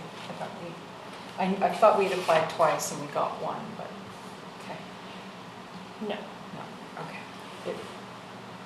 In these breakdowns, you've got major project, minor project maintenance. So if, for example, 2-3 conversations we had tonight, we wanted to do research, we wanted to get somebody to research something, which was outside of staffing, we would want to get a consultant. Is that a separate, can we take money from that, or would that be a good use of the 12 grand, for example, if we wanted to do that? That would come out of your 2019 operating budget, so that would come out of the 62, however you wanted to define it. 62. The 2019 operating Oh, budget. no, I don't know what year we are. Right? Yeah, so it would come out of some sort of combination of minor / maintenance / to be assigned. Catherine? One other question. I seem to recall, sort of early summer last year, that we discovered at one of the meetings that there was part of the budget wasn't carried over. I keep thinking it was the maintenance budget. Misnomer, Misnomer. not accurate. Yeah, okay, because remember the heart attacks that went Yeah, around? how do we spend it? Yeah, okay, so that was a mistake. Yes, misinformation, Okay. misinterpretation, yeah. All right, so things are carried over, okay. Because we were worried that it was going to be absorbed into the general fund. Meg? The other question, I'm looking over the page at Yeah. 2018, the budget year-to-date. And we Oh, yeah. did have money that was allocated for the proposal call that we did with Truth and Reconciliation, right? That's not appearing. That was the advertising. So if I'm interpreting you correctly, Meg, there was dollars spent on the advertising of the project, and that's Represented here, correct. but if we had had a successful application, we don't have any record of that. I know it hasn't been granted, that kind of stuff, but it doesn't appear here Correct. as a budget estimate. Because it's correct, because it sat in the reserve. So this is the operating budget, and the reserve went untouched. So But it's just, I don't have a sense, I can't remember, and I can't seem to find it on here, Sorry. how much we allocated for that competition. competition. Oh, I see. Off the top of my head, I And I don't can't, expect but you to it'll be in remember the either. email that I forward out to you guys with the competition and the budget breakdown, because it wasn't 75, it was something like Yeah. It was, 68, yeah. so that we had site maintenance work and some extra padding, so the artist was going to walk away with That's why I 60. asked about a grant, because there was some confidence that there would be a grant allocated. No, I remember that Yeah. bit, but it was just how much from our budget, you know, in terms of, we thought we would be owing that if it had come through, but we don't actually see that amount represented here. Yeah, so that's No, well, 75 that's that went estimates. into the fiscal plan in 2017 to represent the major project in 2018. Yeah. That was 75. And then I think I've clarified your question in Yeah. terms of. Yeah. Sydney, did Like a you? capital budget. I did have a clarification Yeah. question. So for 2018, Mhm. the 10K and the 12K are put into this, let's just call it this bottom box. And that is not the same 10K and 12K as in this top listed as operating. Correct. So they're two different 10K, 12K packages. Sorry, correct. Okay. I didn't appoint it, but So- yes, you're getting it. So we have 97,000 to work with that is in this other fund or other account. The reserve, The correct. reserve. Mhm. Okay. And then there was maintenance, this goes back to that maintenance question, funds from previous years.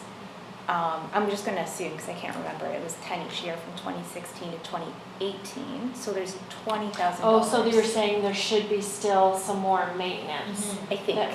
And Yeah. I will double check on that because, Is that what I was Probably. getting at? I think that's what I was getting at. Yeah, and part of the discussion, I think last time, was that money was not able to be carried forward. We weren't allowed to put that That's in what I was reserve. asking about. And my point was, yeah, we might not need it now, but what if something gets totally demolished That's right. and we need Yeah. more than 10 grand that year to fix it? Yeah. It can't, there, like, yeah, you will be able to access funds right. in an emergency situation. Council will receive a recommendation from the Public Art Committee and make the ultimate determination if it's Right. deemed as reasonable and to take action on it. Right, okay. It's not. And it could even just be, you know, we have this public art piece, it's 20 years old and now it needs 50 grand worth of Kind of- restoration. It's like the The mosaic mosaic. project right Yeah. now, Yeah. so Yeah. how, where So are as long budget as- estimates? Yeah, Yeah. yeah, so if that 10 grand doesn't carry forward, like if there's some record that, hey, we haven't used it in 10 years, but now we Yeah. really need it. We haven't been Yeah, around for 10 there years. was Yeah. definitely, But just, How much so is it? that we do, yeah. there was definitely, like in 2015 and 2016, it wasn't definitively like, you have 10K for maintenance, you have this for this. It was a bucket of funds, just call it a bag of apples. And It was unclear how it was gonna be used. it was unclear, and so the committee spent responsibly in what they wanted to, and any additional funds moved into the reserve. So what I need to, I'm now clear, Yeah. thank you for, I get it now. Yeah. The question is, how much were those additional funds Right. and where are they represented? Yeah, are they represented? Because when that was discussed about almost a year ago, it came as a surprise Right. to everyone that it wasn't there anymore. Because I think we talked about maintenance fairly early on in the process. I do want to provide, the committee has never spent a significant amount of money on maintenance. Right, yes. It just, we don't have the inventory of public art, we don't have, where there is minor amounts of maintenance, for example, the power washing of the stone sculptures in Junction Park, it gets folded into an ops account, Our park staff graciously go out and power wash the things, and it's not a bill that we receive. It's just I'm just forward thinking down the road, if we do get murals going, that we are part of funding, or I don't know if mural artists that do murals could come to us for money to help restore something, but you have to bring in someone professionally to do that. You can't just have ops come and power wash a mural.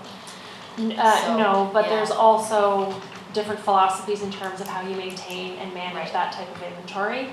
And it will be up to the discretion of the Public Art Committee at the time to make a recommendation to council. Meg? My question is still the mosaic, and we know we've got maintenance that's coming up for that. Where does that money come from? That comes from the maintenance budget. The for this- current for this year And, maintenance. and do we have an estimate of that? The last time I checked in and the last time I reported it to council, it was around 2,500. I'll get an update. Okay, good. Sydney? So the 12K in the 2018 reserve fund, can we, or is it possible to put it in the quotations financial plan so that it gets pushed to the major project fund? Sorry, I'm writing and I'm Sorry. writing. No. Yeah, go ahead. Sorry, go ahead. And just saying, the 12K is kind of free floating, so to say. Yes, in those- unassigned. Yeah. Can we put it in a financial plan to push it to the major projects budget? Is that a possibility? And I will ask that. I will definitely ask that. And if it can be assigned to the major project as already defined in the financial plan, or if it needs to get its own financial plan Right. in the 2019 budget cycle, which would move it for spend in 2020. Okay, gotcha.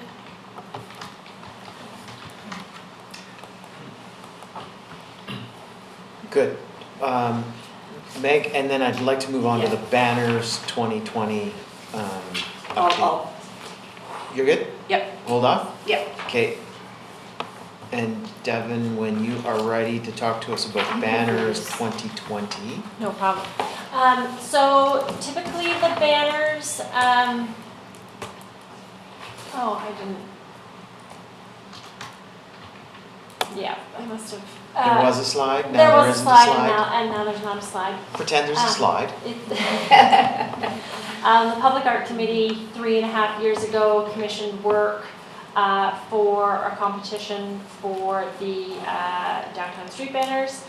Those banners will be going into the 2020 ops budget for, not reprint, for new banners. It is the role of the Public Art Committee, if they choose to do so, to adjudicate, adjudicate, and deliver the artwork to the banners. So Yay. in terms of, so we should just keep that in mind in terms of 2020 planning, that, we could probably start on that in November of 2019. And so with artwork delivery, say March, April of 2020. Okay, so this is just a heads up This is just a heads up. for us, our awareness. Anna? Exactly. Just a quick question, who does the banners in the estates then? Because I know I've seen banners there recently. They're, Is it the same? It's all the They're same. It's all the Yeah. same, Yeah. okay. Yeah, it's just the majority of them are downtown.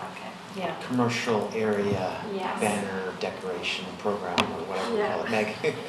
I want to ask a question. I've recently gone into the swimming pool and I noticed that the banners that are up on the Totally. end of the swimming pool are from, I don't know, 20 years ago. Yeah. And I think it would be really cool if every year that we have new banners up, if we take two and replace it so we've got a rolling inventory of how that changes in the community. So, I mean, it's a little bit of a wacko idea, but. No. No, That's no, not good at all. no, But I I think brought it'd it up, yeah. Really, really fun to do that, and then we could have a record, of older, and every year we could change out two of those. It would be just really, I thought it was kind of fun.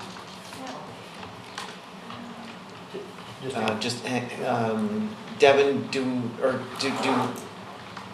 should we do something with this, or are you making your note? I captures it I don't feel like this needs a motion. They'll either be an easy way of doing it and Or a harder and way. the facility staff will be able to put it up at the next, appropriate time, or it'll be impossible because of the flex capacitor and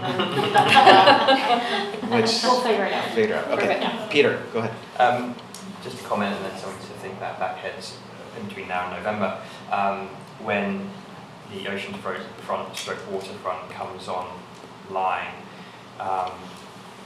we have the banners which are for downtown, and then we start thinking about the planning of what is downtown, where to expand to, how do the banners move into the flow of welcome to Squamish, here's downtown, now here's the waterfront, oceanfront. So if there's, I think you might need to change it, looking at and say, oh, we've got some banners which are here now, it's like, oh, but now how does that relate to the rest of Squamish? Or downtown, whatever downtown is. Good. Thanks for implanting that, because Take what they it's a good point. Yeah, certainly something to have on our radar. I would like to see a truth and reconciliation theme at some point too, but I'll just kind of flip that out. Another good thing to have on our radar It's going just into the something to, yeah. discussion coming. Okay, good. Devin, anything else on banners, or have we covered it all? No, that was everything. Okay. Which takes us to number 6. No status of recommendations to council, no update there, and no referrals at this point from council. We have no correspondence for number 7, which takes us to the round table. And if the committee will allow me to go first, I'd like to talk about the committee vacancies. And I'm bummed that Jackie had to leave earlier, because this was another thing we spent a fair amount of time on in our meeting the other day. And we agreed that the most effective way to increase or to get those vacancies filled is for the members of this committee who are already in the Art Network to go to our people and get our elbows into their ribs and say, hey, we've got these vacancies. And I think you'd be the perfect person to join us on the art committee. So Devin made some copies of the application, which is also available online. But I'm gonna pass these around and encourage you to maybe even take 2 of them and go to your people and just ask, are you interested? Or tell, I don't know, voluntold them. Catherine? Do we currently have a student member? We No, do we not. Okay. So Kiana Lee was our student representative, and I had a conversation with her mom today, and she confirmed with me that Kiana formally withdrew from the committee some time ago. And I could have sworn I saw her name appearing in the minutes of previous meetings, but I must have been seeing that on old minutes that I was reviewing. She graduated in June, and as with most youth in our community, we hope that she moves on to amazing things. Yes. So we're definitely looking for a youth student representative. Quest also. Yeah. Okay, Quest, yeah, emailed good Crystal this morning, so. Yeah, that'd be broaden that out. Meg, Crystal. Ten Brink. Ten Brink? Thank Yeah. you very much. Yeah. So that would Meg, you're next, and then Anna. I was just thinking it'd be good to again establish that contact between maybe Howe Sound Secondary and say, look, we're looking for a representative and an alternate for the students kind of thing. Can you help us? And as one graduates, have somebody else come in. Yeah, and I had committed Or Quest and Quest. a previous meeting to reach out to Natalie at Howe Sound. We've got a huge program. And then the holidays hit, and I realized, hey, there's no school to go to because it's all closed for the holidays. So I will definitely connect with Natalie ahead of you, and Okay. but stick to talking to her about student representation for this committee. And then I would hope that I could get some idea from her of who to talk to at Don Ross. And I have a number of contacts at Quest, including Crystal. So I'll reach out to those 3 learning institutions and talk to them specifically about our vacancies and getting some young artist representation at the table. Anna? Can you just let us know which vacancies are available? Are they members at large? How many of those positions? How many artist positions? Do we know? I don't have that right at hand. We do, who's a teacher? Who's our teacher? We know we need a student. Or 2. At the recommendation of our manager of legislative services, it's also worth just pointing out that like, there are a lot of vacancies as per the terms of reference and the delineation of positions. And we can always consider adjusting the terms of reference. 14 people is a rather large committee. So it's just for consideration, I throw that out there. I think that I would probably advise that, sorry, am I taking too long to just say, we should probably No, stick no, with. no, I was referring to the wrong person. Okay. That we should probably stick with 6 for quorum. And that tends to be like a good operating. So do we just need one student? Is that what we're saying? Or do we, because how many members do we have right now? 14. Because we Yeah, lost a Sarah's few recently. got We the lost a list. few, Sarah's right? got the most updated list, so I'm going to defer to her for a moment. So currently on this, you're missing a youth representative, and you're missing 1, 2, 3, 4, 5 artists.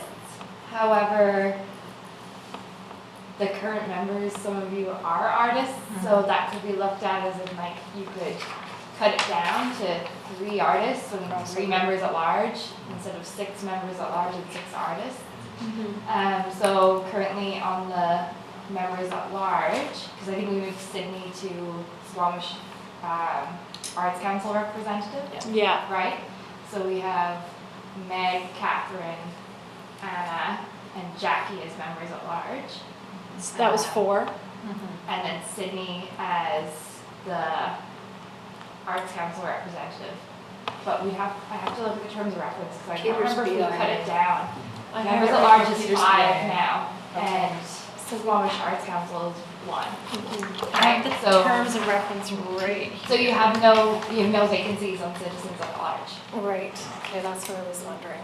So it's artists and a student we're looking for. And 2 members of First Nations community? And then you But have maybe it the would be BIA. nice to have 2 and then they could, And that's something would that be Jackie really and I nice. definitely talked about. Yeah. Peter? With this discussion, because I'd like legislative services to recommend what's the ideal size for a committee to be really efficient and get the work done and get a really nice diverse Committee of group of 1. people. Donald No, Trump Meg. syndrome? Yeah. So I mean, that's a Democracy. good approach. So rather than like, oh, we want this, nice to decide first, which is the number, and then Yeah. so 14 size.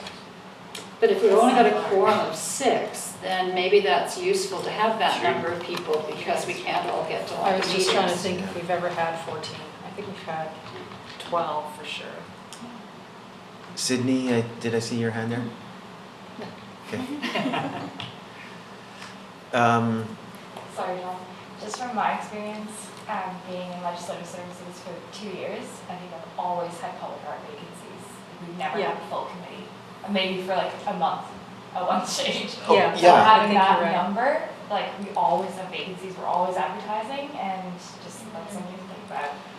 Well, and we could shift our thinking around that as that's not a problem. That's just how this committee functions. It's just the reality of this committee, and it's not a big deal. Absolutely. And I think that's how I would like to see us move forward, is let's stick with what we got, and let's be active committee members and do what we can as individuals to get people in our network engaged, and at the very least, a conversation to think about joining our committee, which I guarantee you is going to result in some number of people at some point getting involved. And then if we've just always got that as something that we do as active members of this committee, is being conscious of how many vacancies do we have and who do we know that might like to be a part of this group and the work that we do. So I challenge you to really take these out of this room tonight and tomorrow have a conversation with somebody in your life who you think might like to join us, and let's just see what that produces. And then, so your thought of 2 Squamish Nation representatives, this was something that Jackie and I definitely agreed is, whatever happens with Swayzia is whatever happens with her, you know, whether we start to see her more or we continue not to see her. And then if we had 2 other Squamish Nation people who were in as members at large, then would that better set us up to have at least some better representation from the Squamish Nation at our regular meetings? Peter? I was just about to say, is it ever policies on committees to have, like, so you say instead of 14 it's 10, but every you have to do, you have to appear all the time, otherwise then you say, okay, we need to do that, take that place. I think that's happened before. Isn't that standard, like you say, well, if you're going to be on the committee, you should do that? Yeah, there's some nuances in terms of the interpretation and how it's applied. Because there is wording around that in our terms of reference, right? Yeah. So it's there, read it, and you know, I'm not a really big fan of being meanie chairman. You're not coming to the meetings, you're out. So. It is a volunteer committee. Yeah, exactly. Like, how to dissuade volunteers in the future 101 is to. No, it's not the opposite way around. It's actually to encourage like participation. So Yeah. if you're aware Yeah. that, hey, Yeah. like we really want you to come and we want you to come up with I mean, we've certainly had people not turn up for 6 or 7 months and then gone, well, okay, maybe we should find somebody else or somebody should call them. Yeah. And then we found out that, yeah, they can't do it. Sure, and I'm just thinking as the chair, that's probably something that falls with me. So I'll kind of get my head wrapped around Delegate it. it to your deputy. She's Well, not here, so that you. too, yeah. Get my head wrapped around who has been consistent no-show and then do something from there around that. Yes, Are you finished? go. Um, Or as in like, can we carry move on on to around the another table? round? Yes, I've covered everything I wanted to with that, so go Sorry, I ahead. didn't mean to be rude, I No, apologize. we've been here quite a while, so I appreciate being plodded along. Go. Can we go this way? Yeah, please. Okay, I just wanted to, Sydney and I have been in touch with Brody, you know, about the school art project. A couple of things one thing I wanted to alert John, I floated ideas without the blessing of the committee, but we haven't talked about it either, is I thought it would be really good to have a dedication, you know, when we actually get the project completed, and that the young people be encouraged to come and make an application at council and invite formally mayor and council to come to that Nice. dedication. I think it would be good PR for them. Love And good experience for them as well. So who knows if they'll agree to it or not, but maybe it'll work. The other thing that I wanted to get a sense from this group is we will talk a little bit about the location and the location together or the location dispersed, pros and cons kind of thing. And I know we don't have much time, but I'm really interested in what our thoughts are. Not that it's got to be this way or it's got to be that way, but what are the pros and cons of having it dispersed, about having it, you know, together as one, I don't know, meditation place or thinking place, or else having it dispersed and riding by kind of thing. Does anybody have any thoughts, so that when we go and talk to the kids and, you know, kind of run that by them? And I don't know if staff have any thoughts on that either. Let's start with Catherine. I support one location just because of the limited locations we do have. Okay. And do you have a preferred location? I do not. I think accessible is my main thing. One, Sorry, and just so that the one thing about dispersing it also, and I was going on about it when they made their presentation, was understanding what it's about. So if it's in one location, the story of this piece of art is easier to understand by people, for people coming by. And was their original proposal, is my memory correct, was Dispersed. dispersed? They were That's different right. locations, yes. Yes. And So I that's- also said we should have some kind of a plaque on there Oh, absolutely. explaining what's going, well, that wasn't part of the budget. And one of the thoughts I had, we have a sitting area downtown between the Mosaic and the Cenotaph, and would it be appropriate, to have 4 of them around there, or along the walkway, or in some other, thinking about, With there being a children's park right there, as long as they were engineered and such that kids will climb on them, so as long as they were safe, that would be my main consideration for that location. safety has to be anywhere though, really. For sure, Yeah, for sure, yeah, but yeah. I mean, it's like. I'm just sort Right by of the floating park. ideas, and I mean, maybe a Rose Park kind of installation kind of thing might be appropriate. Nice there. Any feedback from anybody else on it? Devin? I would just say that in my email exchange with Brody, it sounds like it's a bit on hold right now. Yeah, not doing anything. Yeah. We will be meeting at the end of the month though, Oh, good. Yeah. Okay. because Okay. that's the latest. Okay, right on. And we just, as a committee, need to be aware if we're going to assist them in terms of the project management, then that's absolutely one thing that they might be interested in, but it's not necessarily required. I'm just nosy, that's all, so I'd like to Sydney? talk to them and offer support if it's welcome. If it's not, hands off, yeah, not a problem. Yeah, and just to clarify, on that, the reason why me and Meg reached out in terms of trying to set me is because we were, I guess, designated or volunteered to be on that sort of Committee, committee piece yeah. to keep that conversation moving forward. Whether that ends up being more hands-on project management, will come back to the table if there's new news on that. Okay. Yeah. Great. Thanks, Mike. That's it. Catherine, any? Oh, sorry, and if I can, Andy is looped in on that project as well, and he will be the point person, and he has kind of exchanged, so I would say that he needs to be included in those conversations. Gotcha. Continuing around the round table. No, I'm good, I've said lots. Sydney, do you have anything for us? No, I think we're good. Anybody else? I too have talked about this.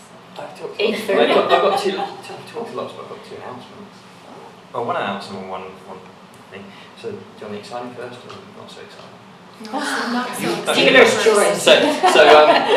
It was a question and something which I'm thinking of doing is the Whistler Chamber of Commerce are putting on a board governance seminar. So it was a question whether Squamish, and I was going to email Squamish Chamber of Commerce, but then ask the district whether there was ever a plan to do something similar rather than you go to Whistler and spend a bunch of money on that, because I personally don't have a lot of experience on boards and I would like to get a really good understanding of how they're supposed to work together. That is training that the Squamish Chamber of Commerce does on occasion offer. I don't believe they have anything now that's planned. So this one's February, so I'm just a sort of heads up for anybody else, is that it appeals to anybody, it's in February, it's in Whistler. I'll reach out to if there's options. Okay. Then the hopefully exciting piece of news is you might have heard of a film called Fractured Land, which was with Caleb Bent. So that was done in 2015. We're going to show it again, and Caleb is going to be interviewed and talk to us. So that would be sort of quite sort of apt timing, and so that will be on January 26th, which is a Saturday, at the Common. That's great. Mine, sorry, I do have something I want to say after. Great. Thank you. That's awesome. Are you going to be advertising that? I'm Yeah, we assuming? just confirmed it to the filmmaker today, and I just got an email from Caleb, and so I've got to confirm with him sort of timing and stuff. But it looks like it's a Saturday. It's 26th, 27th, 6:30 doors. The film starts 7 because he's in Toronto, Ontario, so I've got to get all that time for that. And we'll be inviting. I might be inviting a couple of other people and give us some sponsors. What's the name of the film again? Fractured Land. It's basically like a fracturing board and BC. Catherine. So, just talking about film, it reminded me, so this weekend is a screening of the new documentary made about the Breckendale Art Gallery. Yes. So I just thought, I should mention that. I think it's on Saturday, it'll be on their website. Emails have been going around, but this is, you know, it's called, I think, an art gallery in the woods or something Yeah, like that. that or sounds the about right. forest. Yeah. And, There's also information on the art gallery's Facebook Yeah. page. yeah, that's right. So just reminding people, I'm gonna try and get to it. And I think it's by donation too. That So- sounds correct. Yeah, so they've been working on it for a few years, and of course, tour is always entertaining on film or in person, so I recommend it. Great. All right. I have something Yes, Anna, really, please. really quick, and we don't have to discuss it now at all. It's just a thought to put in everyone's mind. I would love to see at some point an online registration for artists in Squamish, and then that link could be sent to developers. And again, it comes down to what, you know, is the qualification to be on that. It's going to be a little bit complicated, but we don't have to talk about it right now. I just wanted to mention that. Yeah. And Sydney, nothing like this exists from the No. Arts Council? The Whistler Arts Council, Yeah, they Arts have Whistler has one, members list. and they've kind of started sort of reaching out across the Sea to Sky region, because they got their federal funding for that. So they do have that sort of information, but I've always thought it should be localized. Thank you for bringing that. It's something I And thought of before I was on the committee. And I think it would be nice, either Sea to Sky Mhm. or Squamish artists, we'll have to figure that out. Yeah. okay, That's a great I'm idea. tasking you with being the champion of that. Okay. Don't let us lose it. Okay. Mhm. And then I don't really know what that looks like moving ahead from Yeah, here. I'll But think about it. we got a lot of dough. Let's Yeah. spend some of it. And I can see how. So Yes. I can fill you in, I'd love to chat to you about that whole project. There's a Sure. whole background to that. How much did the Whistler Arts Council get to do that? What kind of money was that, do you remember? Oh, yeah, I wrote about it. How much was it? It was like $500,000, or sorry, yeah, 500,000 altogether, like, and they did a lot of They did a different lot of stuff. projects. And they also started the Sea to Sky Arts Councils, which seems to have folded. Well, these are a lot of different things that happen Yeah. in the same time frame, not necessarily because Yes. of this grant, though. No. They're all. But they I were- was just they were interested in similar. John saying that we've got a lot of money to spend, and the answer is yes, but a qualified yes. Yeah. Because it depends on what kind Yeah. of project, because those things don't come cheap to do that. That's right. Yeah, and there's a lot of, Arts Council, us and Whistler, we've spoken a lot about this, so we're at our time, but I can offer a lot of, let's say, insights on this idea, so to say. Okay, so That's great. it sounds to me like you two need to collaborate a little bit and come back. And there's a lot of With this. stories about it on the Peak website. Is there? Okay. Oh, I'll yeah, look at if that. you need, I can send you links, just give me a poke. Okay, great. Yeah. Excellent. Perfect, thank you. So unless there's anything else, I'll entertain a motion to close, terminate. From Meg, seconded by Peter. All those in favor? Unanimous. Thank you very much. Have a great evening.